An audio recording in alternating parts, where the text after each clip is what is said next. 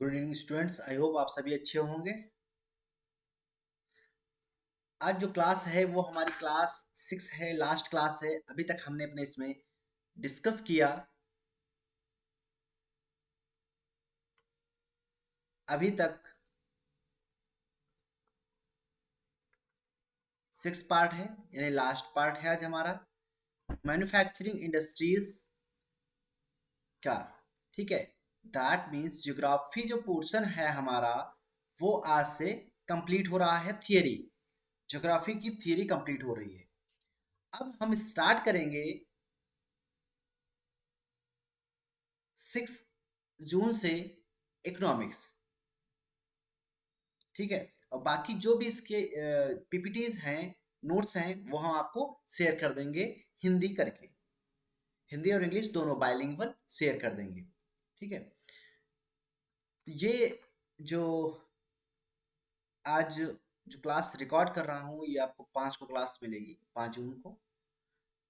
ठीक है, और मैं इस समय हल्द्वानी में हूँ। ठीक है, तो आई होप 6 जून से हम लाइव करेंगे। ठीक है, चलिए हम स्टार्ट करते हैं और पढ़ते हैं आज के उसमें अपने। हमने जैसा कि डिस्कस किया था कि इंफॉर्मेशन एंड टेक्नोलॉजी इंडस्ट्री जो है इन इकोनॉमिक्स डेवलपमेंट में, किसी भी कंट्री के डेवलपमेंट में इंफॉर्मेशन एंड टेक्नोलॉजी का एक मैप होता है जो सॉफ्टवेयर टेक्नोलॉजी करके मैंने मैप में बनवाया था, है ना। टेक्नोलॉजी सॉफ्टवेयर ना, तो वो पार्क टेक्नोलॉजी सॉफ्टवेयर पार्क की बात की थी, मैसूर, नोएडा, है ना, इस तरह के। तो वो यहाँ पर इम्पोर्टेंट हो जाता है और हम डिस्कस करेंगे कैसे इम्पोर्टेंस रखता है। तो ये अगर हम बात करें, इंफॉर्मेशन टेक्नोलॉजी जो है प्रोवाइड करती है, एम्प्लॉयमेंट जनरेट करती है, और ये मेजर फॉरेन एक्सचेंज को सिखाती है कि आप फॉरेन एक्सचेंज कैसे करेंगे, कब करेंगे, कैसा होना चाहिए, क्या नहीं, इसके बारे में बताती है। और number of the working womens have been increase. अगर हम डिस्कस करें कि नंबर ऑफ द विमेंस के वर्किंग का इसमें बढ़ जाता है। ठीक है, आईटी सेक्टर में जो औरतें हैं उनका रेशियो जो है बढ़ जाता है वर्किंग कंडीशन में। ठीक है, the continuing growth in hardware and software is the lead of the success of the IT industry in India. जो टेक्नोलॉजी और हार्डवेयर एंड सॉफ्टवेयर का जो बढ़ता हुआ ये रुतबा है, बढ़ती हुई जो चीजें हैं, जो नॉलेज है, जो स्किल है लोगों में, तो ये एक आईटी इंडस्ट्री को है, ये सक्सेस बनाती है इंडियन वर्किंग कंडीशन को, या इंफॉर्मेशन टेक्नोलॉजी को एक अच्छा बेहतर बनाती है। ठीक है, ये नॉलेज, हार्डवेयर, सॉफ्टवेयर, ठीक, इसके ग्रोथ जो है जैसे जैसे बढ़ता जाएगा वैसे वैसे इंडिया डेवलप करती जाएगी, अगर वो एक राइट वे में जा रहा है तब। सॉफ्टवेयर टेक्नोलॉजी पार्क्स प्रोवाइड, जो हमने बात की थी सॉफ्टवेयर टेक्नोलॉजी पार्क की, provide a single window service and high data communication facility to the software expert. जो एक्सपर्ट्स होते हैं, सॉफ्टवेयर एक्सपर्ट हो या अदर एक्सपर्ट्स हो, तो ये कुछ जगहों पे मिलते हैं, एक विंडो प्रिपेयर होती है, दैट मीन्स एक मार्केट मिल जाती है कि आप इजिली जाके वहां पर हर एक चीज सीख सकते हैं और कर सकते हैं, जानकारी ले सकते हैं। तो इससे लोगों को इधर उधर भागना नहीं पड़ेगा, जैसे नोएडा हो गया, मैसूर हो गया, दिल्ली हो गया, है ना, इस तरह से हो गया, और बेंगलुरु में है, इस तरह से है। ठीक है, आई होप आपको समझ में आ गया होगा इंफॉर्मेशन टेक्नोलॉजी क्या होती है। अब हम बात करेंगे इंडस्ट्रियल पोल्यूशन। मान लिया अभी तक तो डेवलपमेंट की बात हो रही थी, है ना। अब डेवलपमेंट में के साथ साथ अगर डेवलपमेंट होगा तो पहला दूसरा भी कंडीशन तो होगी, इन्वायरमेंट डिग्रेड होगा, that means pollution level increase होगा कहीं का भी हो। अब पोल्यूशन एक पोल्यूशन नहीं, यहाँ पर नंबर ऑफ द पोल्यूशन होते हैं, चाहे एयर की बात करें, वाटर की बात करें, नॉइज की बात करें, क्योंकि नॉइज को कोई डिस्कस नहीं करता है। नॉइज के साथ साथ थर्मल की बात करें, ठीक है, और थर्मल के साथ एक और पोल्यूशन है, लाइट पोल्यूशन, है ना, लाइट पोल्यूशन। लेकिन हम इसको यहाँ पर डिस्कस नहीं करेंगे, हम यहाँ पर एक और है लैंड डिग्रेड होने की बात करेंगे। क्लियर? तो लेट्स सी, ये अगर हम बात करें डेवलपमेंट की या उद्योगों की बात करें, इंडस्ट्रीज की बात करें, तो ये हमारी या किसी भी देश की जो अर्थव्यवस्था है, अर्थव्यवस्था को बेहतर बनाने में बहुत ही अहम रोल प्ले करते हैं और सराहनीय भूमिका निभाते हैं। यद्यपि अगर दूसरा बात करें इस प्रदूषण की, अगर हम डेवलपमेंट के साथ साथ अगर हम पोल्यूशन को नजरअंदाज कर देंगे, तो नजरअंदाज करना पोल्यूशन को डेवलपमेंट के साथ साथ पोल्यूशन को नजरअंदाज नहीं कर सकते। और अगर हम पोल्यूशन के लिए डेवलपमेंट रोक दें तब भी बेहतर नहीं होगा हमारे लिए, है ना। ना तो हम डेवलपमेंट रोक सकते हैं और ना तो हम पोल्यूशन, जब डेवलपमेंट होगा तो पोल्यूशन भी होगा। ये सिंपल थियरी होती है ना। जितनी इंडस्ट्रीज चलेंगी, इंडस्ट्रियल वर्क होगा, तो वो इजिली क्या करेंगे, वो यहाँ की इन्वायरमेंट को पलूट करेंगे। अब हमको इनको पलूट कितना ये इसको डिग्रेड करते हैं, इसकी हम डिस्कस करेंगे अलग अलग लेवल पे, है ना। लेकिन उसके साथ हमको अगर हम बात करें इसको कैसे कर सकते हैं, तो सस्टेनेबल डेवलपमेंट के लिए हम डिस्कस कर सकते हैं। चलिए पढ़ते हैं। Although industries level have contributed significantly to India's economic growth and development, but their waste products have caused environmental degradation. यदि हम बात करें इंडस्ट्रियल डेवलपमेंट की, तो वह यहाँ के इकोनॉमी में ग्रोथ, अच्छा लेवल पे ग्रोथ करता है, महत्वपूर्ण भूमिका निभाता है। यहाँ की चाहे हम आर्थिक वृद्धि की बात करें या आर्थिक विकास की बात करें उसमें, ठीक है। और ये their based products have cost, इसका जो डेवलपमेंट के बाद जो इसमें वेस्ट निकलता है वो यहाँ के पोल्यूशन को, इन्वायरमेंट को, पर्यावरण को डिग्रेड करते हैं, ठीक है। अभी आने वाला है 5 जून, है ना, जिस दिन ये क्लास मिलेगी। तो ये क्लास के साथ ही आप समझेंगे इसी दिन है इन्वायरमेंट डे, है ना। इन्वायरमेंटल डे की बात करते हैं।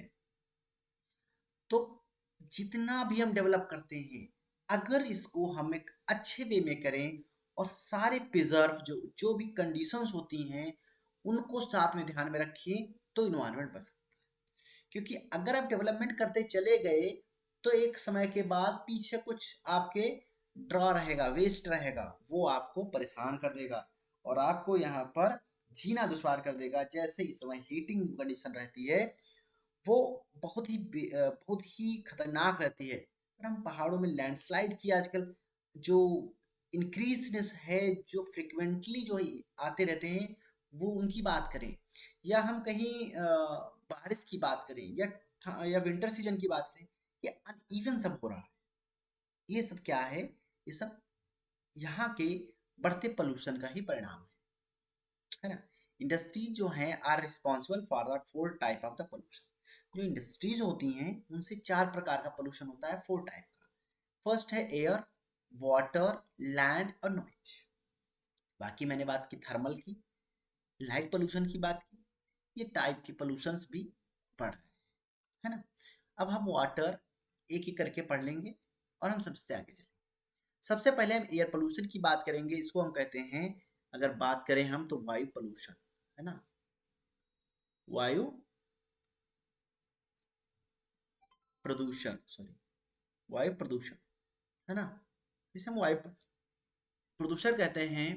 It it is caused by the presence of a high proportion of undesirable gases, sulphur dioxide, carbon monoxide.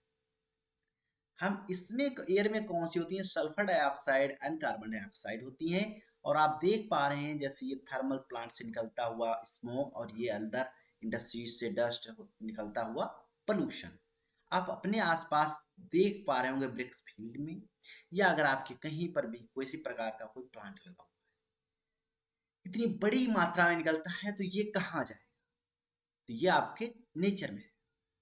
अभी तक अगर सिंपल बात करें, सब कुछ अवेलेबल है पर्यावरण में।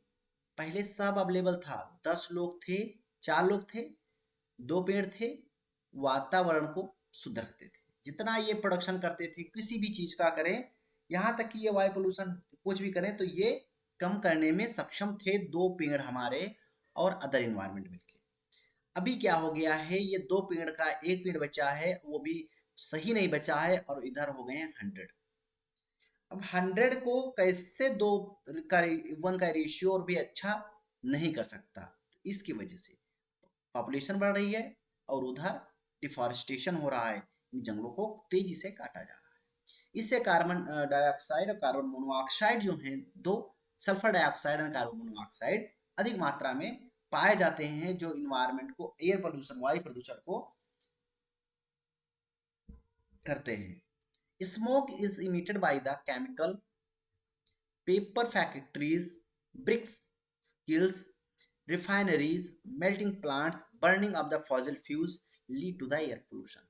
चाहे केमिकल या हम पेपर कंपनी की बात करें या हम डिस्कस करें भट्ठों की, जो ब्रिक फील्ड की बात करते हैं, या रिफाइनरीज की जहाँ पर जैव ईंधन सही होता है, या हम जो बात करते थे पोल्यूशन उसकी, हमने बात की थी एल्यूमिनियम बॉक्साइड की बात की थी, या हम अदर बर्निंग्स की बात किया था, ठीक है। तो इन सब की वजह से क्या होता है, का सल्फर डाइऑक्साइड या कार्बन मोनोऑक्साइड अधिक मात्रा में निकलती है, जिससे इन्वायरमेंट पोल्यूटेड होता है। अब इसके इफेक्ट क्या होते हैं ह्यूमन हेल्थ पर, पर, मानव शरीर पर पड़ते हैं, जानवरों पर पड़ते हैं, प्लांट्स पे पड़ते हैं, बिल्डिंग्स पे पड़ते हैं, and atmosphere as a whole, पूरे एटमॉस्फेयर में भी इसका देखने को मिलता है। आजकल बीमारियां देखने को मिलती हैं, लोगों को बीमारियां हो जा रही हैं, स्किन प्रॉब्लम हो रही हैं, जानवरों को प्रॉब्लम्स क्रिएट हो रही हैं, और बिल्डिंग्स पर आप देख पाते हैं कि वाइट या येलो या ग्रीन या ब्लैक टाइप में लेयर निकल आती हैं, जिससे एयर पोल्यूशन के कारण ही जो संगमरमर है, सॉरी, जो ताजमहल है ना, क्या ताजमहल जो है वो भी येलो पड़ रहा है, उसका कारण सिर्फ एयर पोल्यूशन ही है। दिल्ली या आगरा से निकलने वाला होने वाला एयर पोल्यूशन उसको जो है पीला कर रहा है, उसकी जो वाइटनेस है उसको कम कर रहा है। तो आई होप आपको ये क्लियर हो गया होगा। एयर पोल्यूशन, वायु प्रदूषण।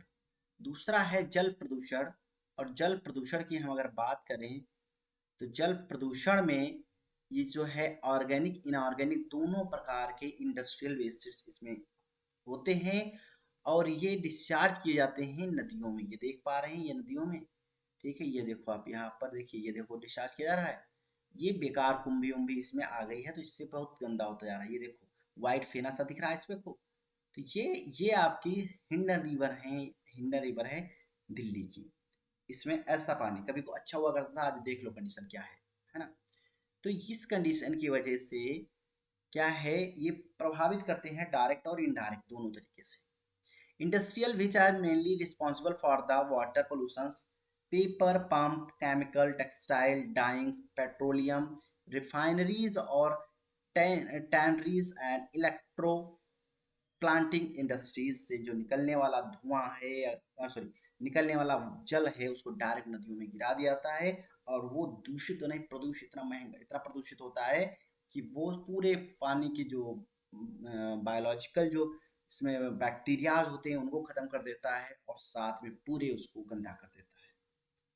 ठीक है, थर्मल प्लांट्स की बात करेंगे तो थर्मल प्लांट आप ये देख पा रहे हैं, और दूसरा ये यहाँ पर देख पा रहे हैं, थर्मल प्लांट है, और इससे एयर पोल्यूशन होता है भारी मात्रा में, क्योंकि इसमें कोयला जलाया जाता है। दूसरे इसमें वाटर पोल्यूशन होता है भारी मात्रा में। वाटर पोल्यूशन का मतलब ये हुआ, इससे वाटर हॉट होता है, गर्म होता है। ये आप देख पा रहे हैं थर्मल प्लांट्स लगे हुए हैं, ये शायद में भी नरोरा का है, ठीक है।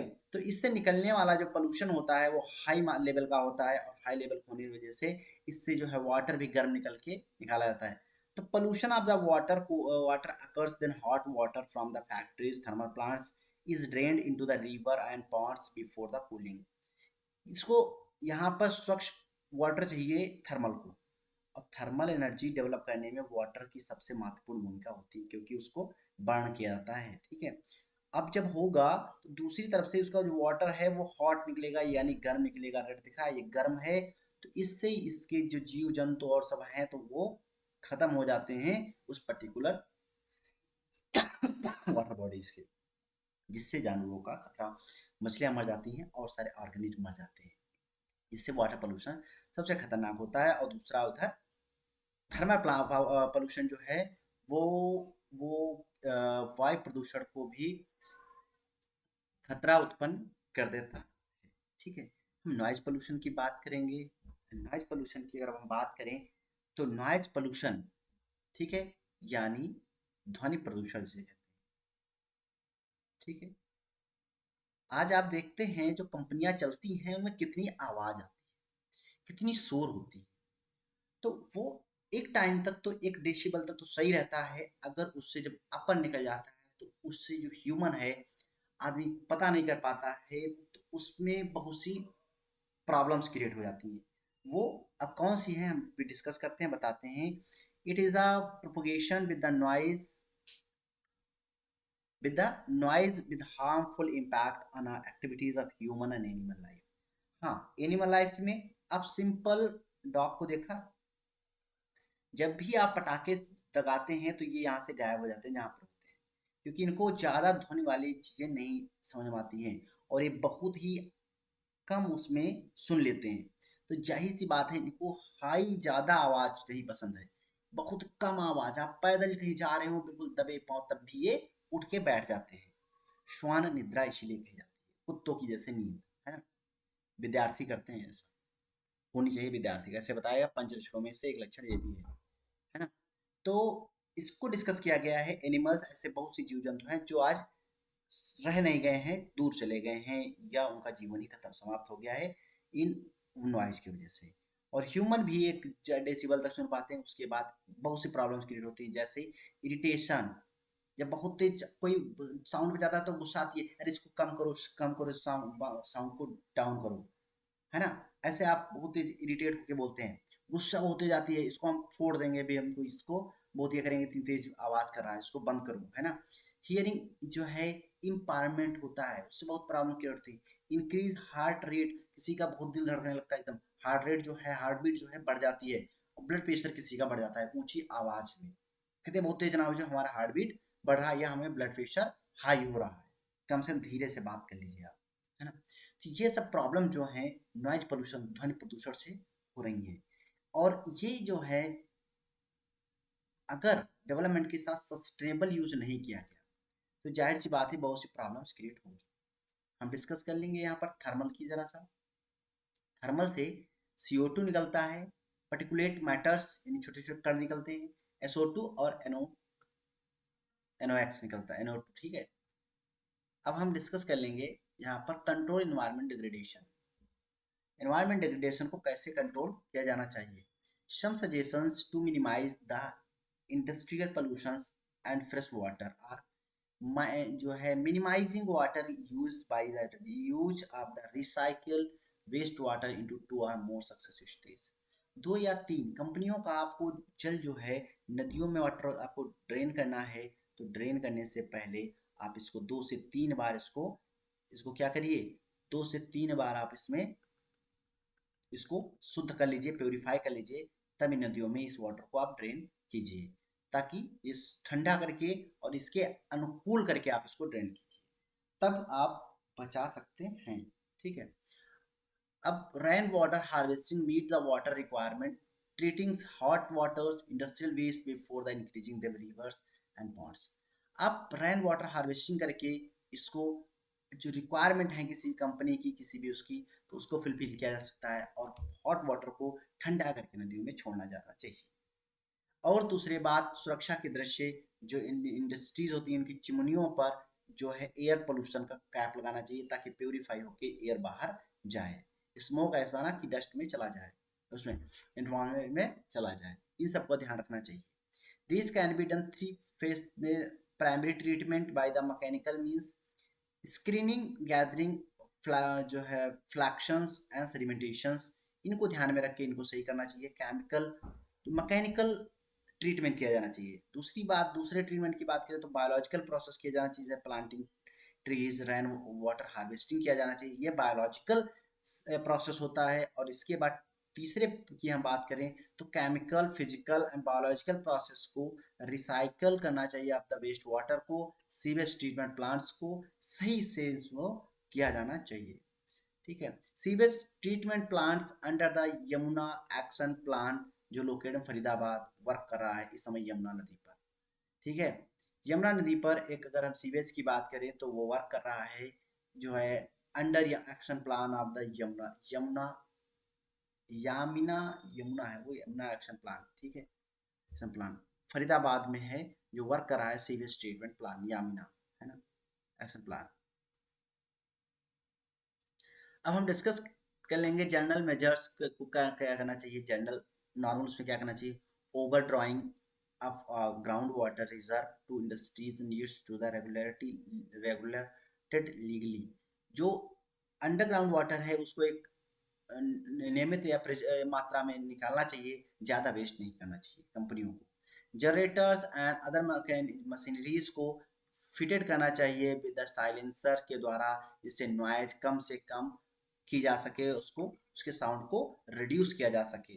ठीक है, जनरेटर्स या अदर्स में मशीनों में particulate matters in air can reduce the fitting of the smoke stacks and to factories and जो है इलेक्ट्रोस्टिक्स जो है precipitators and fabric filters scrubbers and inertials separators.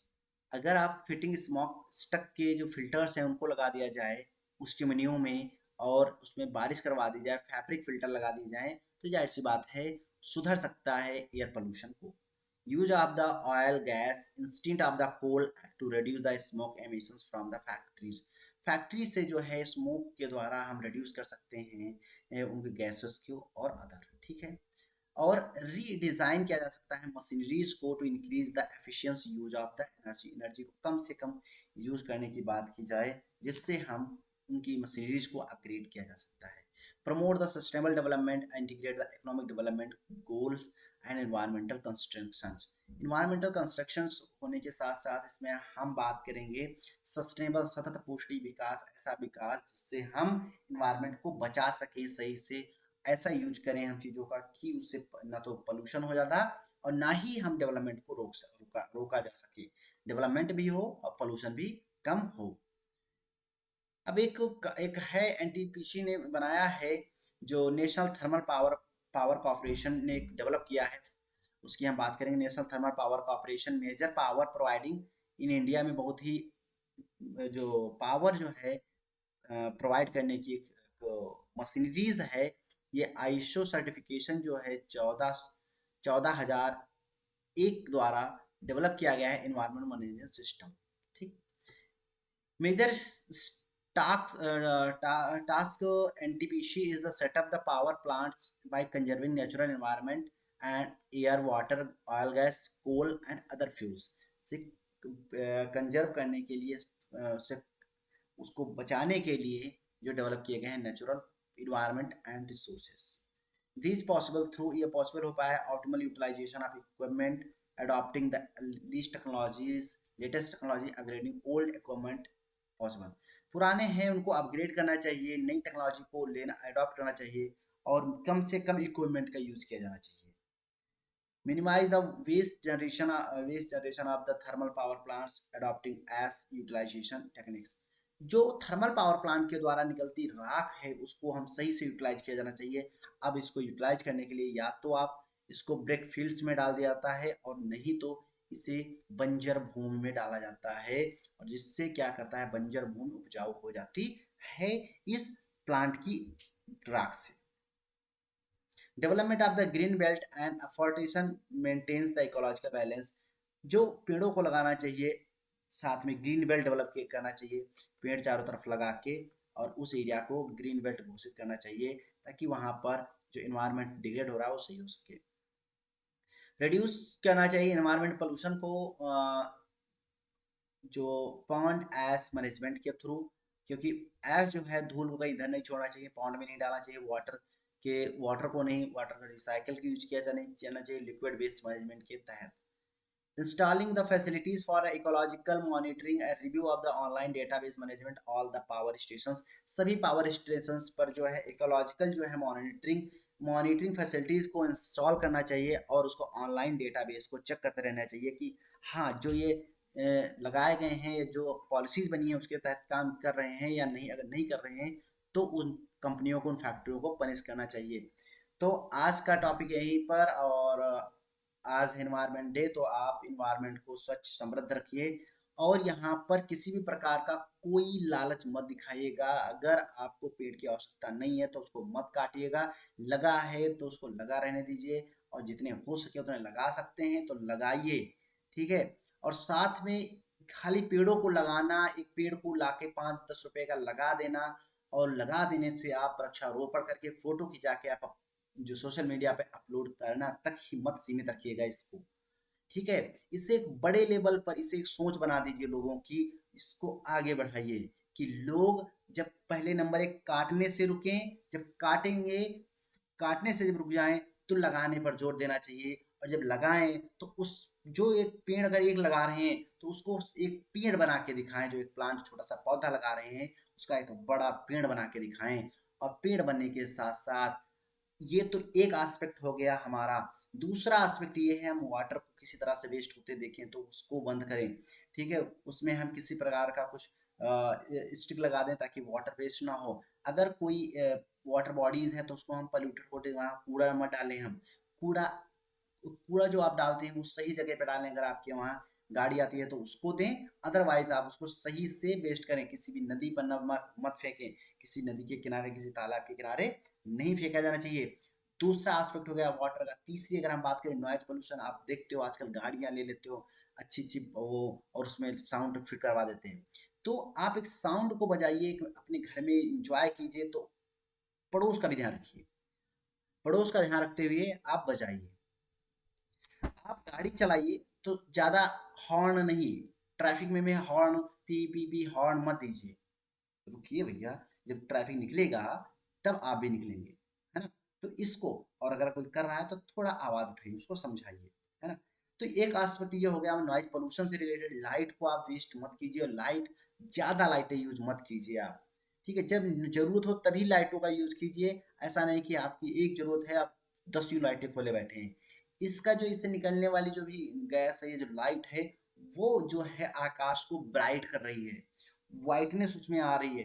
तो इससे, इस ब्राइटनेस से जो है आपके माइंड पे और आपकी आंखों पे प्रभाव पड़ता है। उसके साथ साथ जो है नेचर में, एटमॉस्फेयर में उड़ने वाले पशु पक्षी हैं वो, इससे बहुत खतरनाक इनको फील होता है। और दूसरे उनको प्रॉब्लम्स क्रिएट होती हैं क्योंकि वो रात के अंधेरे में विचरण करते हैं, और शहर में इतनी लाइट होती है कि वो घूमना, दिन में घूमना ज्यादा प्रेफर करेंगे एज कंपेयर टू लाइट, है ना। तो उनका विनाश हो रहा है, उनका हैबिटाट नाश हो रहा है, ऑर्गेनिज्म का डिफरेंट डिफरेंट टाइप्स के, है ना। तो आप लाइटों को कम से कम हिसाब से यूज कीजिए और अपने हिसाब में रखिएगा। तो आई होप आप जो ये अर्थ है इसमें एक नहीं सारी जगहों पे जरूरत है। तो आप एक पेड़ तक ही मत सीमित रहिएगा, और जो एक एसी रूम में एक फैन के नीचे बैठ के जो चर्चा सुना देते हैं वो भी नहीं पसंद कीजिएगा। आप वर्क करके देखिए, आप फील्ड पे उतरिए। आप 2 मिनट की कहीं पे डिबेट हो रही है, कहीं पे कुछ हो रहा है, उससे आप कुछ नहीं कर सकते हो। कोई विधायक, कोई मंत्री आ रहा है और आपको 1 मिनट का लेक्चर देके चला गया और वो करके चला गया, अगर उसने लगाया है तो आप पूरा अच्छे से उसको बेहतर बनाइए, ठीक है। और आप नहीं, वो खुद आए, वो खुद करे, उसको आगे बढ़ चढ़ कर हिस्सा ले, तब सही है। और आप जब तक, ये जो आंदोलन है इन्वायरमेंट को बचाने का आंदोलन है, ये किसी का नहीं है, ना हमारा, ना आपका, ना किसी का, ये जन आंदोलन है। और इसमें सभी लोग एक साथ मिलके बैठ के बात करेंगे, आप साथ वर्क करो तो ज्यादा बेहतर है। आप, जो चीज ज्यादा जरूरी है, गाड़ी अगर निकालना जरूरी है तो निकालिए, नहीं तो अपने साइकिल या पैदल चले जाइए, तो वो ज्यादा बेहतर है। आई होप आप समझ गए होंगे। तो इसको, वीडियो को ज्यादा बड़ा ना करते हुए हम यही समाप्त करते हैं। Thank you so much. और क्लास अच्छी लगी तो कमेंट करके जरूर बताइएगा। और साथ में अपने जो आपको अगर कुछ लग रहा है, कहीं पे कमी है, या आपको समझ नहीं आ रहा है, तो कमेंट बॉक्स में जरूर बताया करिए। आप जब तक आप बताएंगे नहीं तब तक फिर मुझे भी समझ नहीं आता क्या करें, इसमें कैसे और अपग्रेड करें। वैसे जितना मुझे आता रहता है मैं बेहतर करने की कोशिश करता रहता हूँ। और साथ में अब 6 जून से आपका इकोनॉमिक्स स्टार्ट होगा, ठीक है। इकोनॉमिक्स पहले करेंगे, फिर हम हिस्ट्री पे जाएंगे, फिर हम पॉलिटिकल करेंगे। क्लियर। तो अभी तक का जितना भी आप लोगों को ज्योग्राफी छूटा हुआ है, भूगोल का ये पोर्शन छूटा हुआ है, तो आप जाके पूरा देख सकते हैं। ये आपकी प्लेलिस्ट है, सोशल साइंस, है ना। जब इसमें सारी वीडियोज आए जाएंगे तो ज्योग्राफी, इकोनॉमिक्स और सबकी हम अलग बना देंगे प्लेलिस्ट के अंदर, प्लेलिस्ट। Okay, clear. ठीक है, थैंक यू सो मच। आते हैं तो लाइव करते हैं। ठीक है, थैंक यू।